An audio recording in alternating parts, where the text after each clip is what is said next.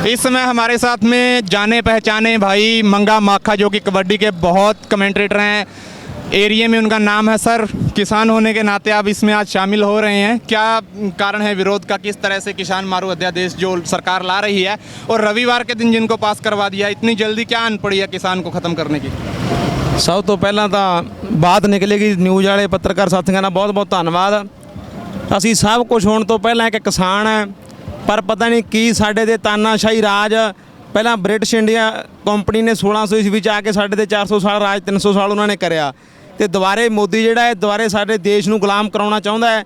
ਇਹਨੇ ਐਤਵਾਰ ਵਾਲੇ ਦਿਨ ਕਾਨੂੰਨ ਜਿਹੜਾ ਪਾਸ ਕਰਿਆ ਬਹੁਤ ਹੀ ਕਾਲੇ ਕਾਨੂੰਨ ਹੈ ਔਰ ਮੇਨ ਗੱਲ ਹੈ ਪੰਜਾਬੀਅਤ ਨੂੰ, ਪੰਜਾਬ ਨੂੰ ਤੇ ਪੰਜਾਬੀਆਂ ਨੂੰ ਮਾਰਨ ਦੀ ਹੈ। ਕੋਈ ਕਿਸਾਨ ਨਹੀਂ, ਪੰਜਾਬ ਨੂੰ, ਪੰਜਾਬੀਅਤ ਨੂੰ ਤੇ ਪੰਜਾਬੀਆਂ ਨੂੰ ਮਾਰਨ ਦੀ ਇਹਨਾਂ ਦੀ ਚਾਲ ਹੈ। ਤੇ ਅਸੀਂ ਤਾਂ ਸਾਰੇ ਕਿਸਾਨਾਂ ਨੂੰ ਇਹੀ ਬੇਨਤੀ ਕਰਦੇ ਹਾਂ, ਭਰਾਵੋ, ਇਹ ਜਿਹੜਾ ਕਾਨੂੰਨ ਹੈ ਇਹ ਬਿਹਾਰ 'ਚ ਇਹਨਾਂ ਨੇ ਪਹਿਲਾਂ ਦਾ ਲਾਗੂ ਕਰ ਰੱਖਿਆ ਤੇ ਕੀ ਹਾਲ ਹੈ ਬਿਹਾਰ ਦੇ ਕਿਸਾਨਾਂ ਦਾ। ਅਸੀਂ ਇਹਦਾ ਸਖਤ ਵਿਰੋਧ ਕਰਦੇ ਹਾਂ। ਅਸੀਂ ਇਹ ਕਾਨੂੰਨ ਪਾਸ ਨਹੀਂ ਹੋਣ ਦਿਆਂਗੇ। ਸਾਰੇ ਕਿਸਾਨ ਭਰਾ ਇੱਕ ਰਹਿਣਗੇ, ਜਿੱਥੋਂ ਤੱਕ ਵੀ ਲੋੜ ਪਈ ਆਪਦੀਆਂ ਜਾਨਾਂ ਦੀਆਂ ਕੁਰਬਾਨੀਆਂ ਵੀ ਦੇਵਾਂਗੇ। ਪਰ ਜਿਹੜਾ ਗੰਦਾ ਕਾਨੂੰਨ ਇਹ ਸਰਕਾਰ ਨੇ ਐਤਵਾਰ ਵਾਲੇ ਦਿਨ ਪਾਸ ਕਰਤਾ ਤੇ ਰਾਸ਼ਟਰਪਤੀ ਨੇ ਵੀ ਉਹਦੇ ਮੋਹਰ ਲਾਤੀ। ਰਾਸ਼ਟਰਪਤੀ ਦੀ ਵੀ ਬਹੁਤ ਮਾੜੀ ਗੱਲ ਹੈ। ਇੱਕ ਦੇਸ਼ ਦੀ ਸਭ ਤੋਂ ਵੱਡੀ ਕੁਰਸੀ ਤੇ ਬੈਠਾ ਬੰਦਾ, ਉਹਨੇ ਇਹ ਨਹੀਂ ਸੋਚਿਆ ਵੀ ਹਜ਼ਾਰਾਂ ਕਿਸਾਨ ਸੜਕਾਂ ਤੇ ਆ ਕੇ ਧਰਨੇ ਲਾ ਰਹੇ ਆ, ਭੁੱਖੇ ਬੈਠੇ ਆ, ਤੇ ਉਹਨੇ ਚੱਕ ਕੇ ਸਾਈਨ ਕਰਤੇ। ਰਾਸ਼ਟਰਪਤੀ ਸਾਹਿਬ ਵਾਸਤੇ ਬਹੁਤ ਇਹ ਮੰਦਭਾਗੀ ਘਟਨਾ ਹੈ। ਇਹ ਸਰਕਾਰ ਜਿਹੜੀ ਹੈ ਤਾਨਾਸ਼ਾਹ ਸਰਕਾਰ ਹੈ। ਮੇਰੇ ਭਰਾਵੋ, ਜੇ ਸਰਕਾਰ ਨੂੰ ਆਪਾਂ ਨਾਮ ਬਦਲਿਆ ਤਾਂ ਇਹ ਹੁਣ ਆਪਾਂ ਨੂੰ ਗੋਲੀ ਦੇਊਗਾ ਮਿੱਠੀ। ਦੁਸ਼ਯੰਤ ਭਾਈ ਸਾਹਿਬ ਕਹਿੰਦੇ ਅਗਰ MSP ਪਰ ਆਂਚ ਆਈ ਤਾਂ ਮੈਂ ਪਦ ਛੋੜ ਦੂੰਗਾ। ਤੁਸੀਂ 3 ਸਾਲ ਤੁਹਾਡੇ ਰਹਿ ਗਏ, 3 ਸਾਲ MSP ਤੇ ਆਂਚ ਨਹੀਂ ਆਉਂਦੀ ਹੈ। ਮੈਂ ਵੀ ਕਹਿਣਾ ਜੇ 3 ਸਾਲ MSP ਤੇ ਆਂਚ ਆ ਜੇ ਤਾਂ ਮੈਂ ਵੀ ਬੈਠਾ ਇਸ ਗੱਲ ਵਾਸਤੇ। ਪਰ 3 ਸਾਲਾਂ ਜਿਹਨਾਂ ਨੇ ਸਰਕਾਰ ਨੇ ਕਿਸਾਨਾਂ ਨੂੰ ਮਿੱਠੀ ਗੋਲੀ ਦੇ ਕੇ 3 ਸਾਲਾਂ ਜਿਹੜੇ ਅੰਡਾਨੀ ਅਮਾਨੀਆਂ ਦੇ ਜਿਹੜੇ ਮੰਨ ਲਓ ਹੈਗੇ ਲੈਣਾ ਖਰੀਦਣ ਵਾਸਤੇ ਪੈਸੇ ਪੂਰੇ ਕਰ, ਜਿਹੜਾ ਖਰੀਦਣ ਵਾਸਤੇ ਪੈਸੇ ਪੂਰੇ ਹੋਣਗੇ, ਮੌਲ ਬਣ ਜਾਣਗੇ, ਗੋਦਾਮ ਬਣ ਜਾਣਗੇ। ਔਰ 2024 'ਚ ਇਹ ਮੋਦੀ ਮਿੱਠਾ ਠੱਗ ਬਣ ਕੇ ਦੁਬਾਰੇ ਵੋਟਾਂ ਲੈ ਕੇ 2024 ਤੋਂ ਬਾਅਦ ਕਿਸਾਨਾਂ ਦਾ ਗਲ ਕੁੱਟਿਆ ਜਾਊਗਾ। ਦੁਸ਼ਯੰਤ ਭਾਈ ਸਾਹਿਬ 24 ਤੋਂ ਬਾਅਦ ਇਹ ਤੁਹਾਨੂੰ ਵੀ ਪਤਾ ਲੱਗ ਜੂਗੀ ਕਿੰਨੇ ਕੁ ਲੋਕ ਤੁਹਾਡੇ ਨਾਲ ਰਹਿੰਦੇ ਆ। ਇਸ ਕਰਕੇ ਅੱਜ ਇਹ ਪਦ ਛੱਡੋ। MSP ਤੇ ਆਂਚ ਆਊਗੀ, ਜ਼ਰੂਰ ਆਊਗੀ, ਪਰ ਉਹ 3 ਸਾਲਾਂ ਬਾਅਦ ਆਊਗੀ। ਜੇ ਤਾਊ ਦੇਵੀ ਲਾਲ ਦਾ ਖੂਨ ਹੈ ਤਾਂ ਅੱਜ ਹੀ ਇਹ ਸਰਕਾਰ ਨੂੰ ਛੱਡ ਕੇ ਦੁਸ਼ਯੰਤ ਭਾਈ ਸਾਹਿਬ ਨੂੰ ਸਾਡੇ ਨਾਲ ਖੜਨਾ ਚਾਹੀਦਾ ਹੈ। ਅਸੀਂ ਸਖਤ ਵਿਰੋਧ ਕਰਦੇ ਹਾਂ BJP ਹਰਿਆਣੇ ਦੀ ਸਰਕਾਰ ਦਾ, ਪਲੱਸ JJP ਦਾ ਗਠਬੰਧਨ ਹੈ। ਜੇ JJP ਗਠਬੰਧਨ ਨਾ ਕਰਦੀ ਤੇ ਅੱਜ ਇਹ ਖੱਟਰ ਨੂੰ ਲੋਕਾਂ ਨੇ ਹਰਿਆਣੇ 'ਚੋਂ ਬਾਹਰ ਕਰਤਾ ਸੀਗਾ। ਦੁਬਾਰੇ ਇਹਦੀ ਹਿੰਮਤ ਨਹੀਂ ਸੀ ਹਰਿਆਣੇ 'ਚ ਵੜ ਜਾਂਦਾ। ਪਰ ਇਹ ਦੁਸ਼ਯੰਤ ਭਾਈ ਸਾਹਿਬ ਦੇ ਅਸੀਂ ਹਲਕੇ ਤੋਂ ਹੈ, ਅਸੀਂ ਇਹੀ ਵਿਰੋਧ ਕਰਦੇ ਹਾਂ ਭਾਈ ਸਾਹਿਬ ਦਾ ਕਿ ਇਹਨੂੰ ਛੱਡ ਕੇ ਅੱਜ ਵੀ ਖੱਟਰ ਸਰਕਾਰ ਨੂੰ ਕਿਸਾਨਾਂ ਦੇ ਨਾਲ ਖੜਨ ਦਾ ਹੱਕ ਬਣਦਾ ਹੈ ਤਾਂ ਕਿ ਕਿਸਾਨ ਬਚ ਸਕੇ, ਕਿਸਾਨੀ ਬਚ ਸਕੇ। ਕਿਉਂਕਿ ਭਰਾਵੋ ਸਾਰਾ ਜਿਹੜਾ ਕੰਮ ਕਿਸਾਨੀ ਦੇ ਨਾਲ ਚੱਲਦਾ ਹੈ। ਔਰ ਇੱਕ ਗੰਦਾ ਕਾਨੂੰਨ ਹੋਰ ਪਾਸ ਹੋ ਗਿਆ ਕਿ ਅੱਜ ਜਿਹੜੀ ਪੜ੍ਹਾਈ ਦਾ ਇਹਨਾਂ ਨੇ ਕਾਨੂੰਨ ਪਾਸ ਕਰਤਾ। 8ਵੀਂ ਤੋਂ ਬਾਅਦ ਜੇ ਕਿਸਾਨ ਦੇ ਪੁੱਤ ਨੇ ਕਿਸਾਨੀ ਕਰਨੀ ਉਹਨੂੰ ਸਰਟੀਫਿਕੇਟ ਲੈਣਾ ਪਊ। ਨਾਈ ਦੇ ਪੁੱਤ ਨੇ ਨਾਈ ਦੀ ਦੁਕਾਨ ਕਰਨੀ ਹੈ ਉਹਨੂੰ ਵੀ ਸਰਟੀਫਿਕੇਟ ਲੈਣਾ ਪਊਗਾ, ਉਹਨੂੰ ਟੈਕਸ ਭਰਨਾ ਪਊਗਾ, ਕੰਮ ਉਹਦੇ ਕੋਲੇ ਆਵੇ ਚਾਹੇ ਨਾ ਆਵੇ। ਜੇ ਇਹ 3 ਕਾਲੇ ਕਾਨੂੰਨ ਪਾਸ ਹੋ ਗਏ ਤਾਂ ਇਸ ਤੋਂ ਬਾਅਦ ਪਤਾ ਨਹੀਂ ਇਹ ਸਰਕਾਰ ਕੀ ਸਾਡੇ ਤੋਂ ਜ਼ੁਲਮ ਢਾਊਗੀ। ਇਹ ਸਰਕਾਰ ਅੰਗਰੇਜ਼ਾਂ ਨਾਲੋਂ ਵੀ ਮਾੜੀ ਆ ਭਰਾਵੋ। ਇਹਦਾ ਬਾਈਕਾਟ ਕਰੋ ਜਿੱਥੋਂ ਤੱਕ ਹੋ ਸਕਦਾ। ਚੱਲੀਏ ਦਿੱਲੀ ਨੂੰ ਹਿਲਾਈਏ, ਸਾਰੇ ਭਰਾ ਇਕੱਠੇ ਹੋ ਕੇ ਕਿਸਾਨੀ ਨੂੰ ਬਚਾਈਏ। बहुत बहुत ਧੰਨਵਾਦ ਸਾਰੇ ਭਰਾਵਾਂ ਦਾ। सर, क्या नाम है आपका? प्रदीप सिंह है जी।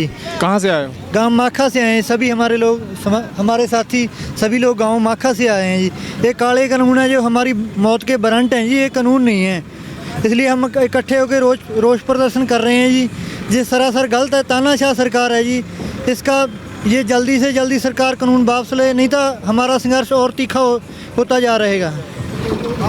सर, क्या लगता है कुछ किसानों ने अभी कल ही इन अध्यादेशों के पक्ष में भी ट्रैक्टर का जो बहुत बड़ा काफिला निकाला है, क्या कारण है? उन किसानों को क्या फ़ायदा नज़र आता है और आपको क्या नुकसान नज़र आ रहा है उनमें? आपकी बात करें तो आपको क्या नुकसान दिखता है?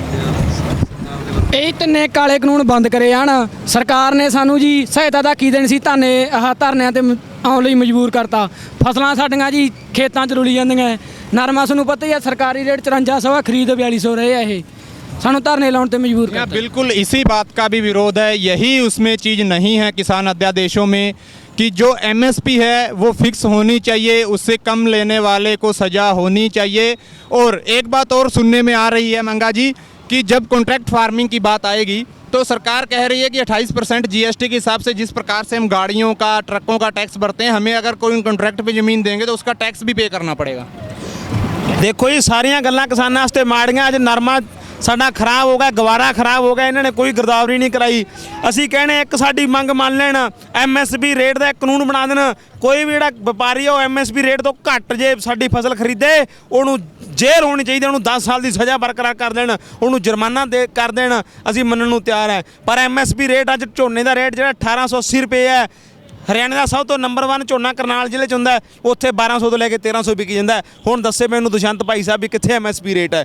ਨਰਮੇ ਦਾ ਰੇਟ ਆ, ਜਿਵੇਂ ਕਾਲੇ ਵਾਲੀ ਮੰਡੀ ਸੁਬਾਹ ਗਿਆ ਸੀਗਾ 5450 ਰੁਪਏ ਰੇਟ ਹੈ। ਸਰਕਾਰੀ ਖਰੀਦ ਸਰਕਾਰ ਸ਼ੁਰੂ ਨਹੀਂ ਕਰ ਰਹੀ ਤੇ ਨਰਮੇ ਦਾ ਰੇਟ ਲੱਗਾ 4700 ਰੁਪਿਆ। ਉਹ ਜੱਟ ਰੋ ਪਿਆ ਜਿਹੜਾ ਟਰਾਲੀ ਲੈ ਕੇ ਆਇਆ ਸੀਗਾ, ਉਹਨੇ ਆਪਦੀ ਧੀ ਦਾ ਵਿਆਹ ਕਰਨਾ ਸੀਗਾ, ਪਰ ਅੱਜ ਉਹ 4700 ਰੁਪਏ ਨਰਮਾ ਨਹੀਂ ਵੇਚ ਕੇ ਉਹਦਾ ਵਾਪਸ ਲੈ ਗਿਆ। ਇਹ ਕਾਲਾ ਕਾਨੂੰਨ ਹੈ।